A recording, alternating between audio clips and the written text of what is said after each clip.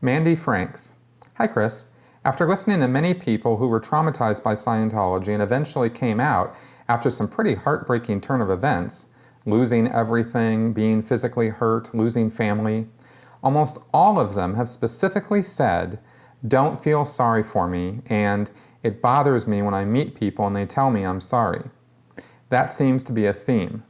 No one wants to feel like a charity case, but many people did come through some horrible things, and it will compel people. Why does this seem to be such running commentary? This is a really good question, and the reason why people coming out of Scientology, maybe other destructive cults too, I'm not seeing this particular phenomena out of other cults, but Scientology for sure has a very specific doctrine of not being a victim. Hubbard was very down on the idea of being a victim, and a victim is a bad word in Scientology. You don't ever play the victim card in Scientology. No one ever did anything to you that is something that deserves them being chastised particularly. I mean, within reason. I mean, sure, there's, if a father's beating on his kid, nobody's going to go, "Hey kid, it's all your fault." I mean, they are reasonable people to a degree, but the spirit and attitude of Scientology is very much not to play the victim card and to not be a victim and to be responsible for your own condition. In an ultimate sense, you could twist that to mean that that kid who was getting beaten by his father was responsible for it, and kind of inside their heads, Scientologists will kind of think that, but at the same time, nobody's going to go that far out of their way to say that the kid was responsible for his dad beating him. However, when you're an adult, you start moving up in the world where you become of age and you are being held responsible for your life, victimology, any victimness is totally canceled, right?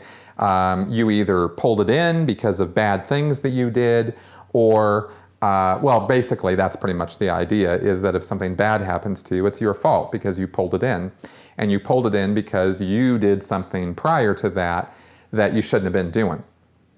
For example, to a Scientologist way of thinking, if a guy got hit by a car, then you might, sit him down and inquire as to what he was up to before he got hit by the car.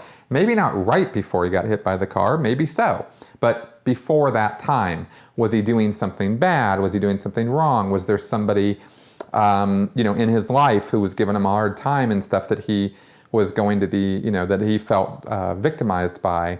And if so, what was he doing to that guy, right? That's basically all roads lead back to you. And all thinking goes back to, what did you do to create that unideal situation in your life? Because in the end, you are responsible for your own condition. That kind of thinking, right, that you are responsible, takes a long time to shed when you get out of the cult. You can see why Hubbard would want to indoctrinate his followers and why Miscavige would very definitely want to follow that kind of doctrine, because it means it's always somebody else's fault, kind of like what I was answering with the last question. It creates a mindset in the people who are being victimized that they aren't really victims, and they aren't really being victimized. It's all on them.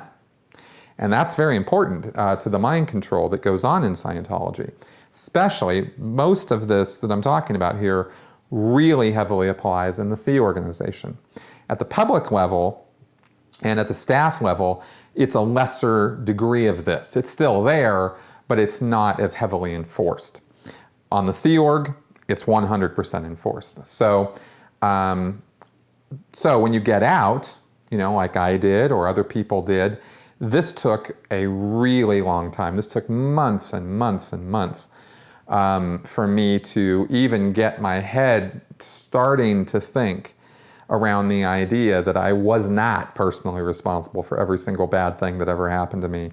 And that, life happens and shit happens, and sometimes you're just having a bad day, and sometimes lightning strikes and it's nobody's fault, It took me a long time to overcome that.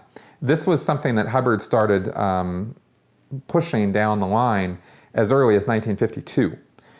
this responsibility thing. He first wrote about it then, and it was in 1959 and 1960 that he really picked it up and really started drumming it in hard, because I think it was at that time that he realized what an awesome control mechanism it was.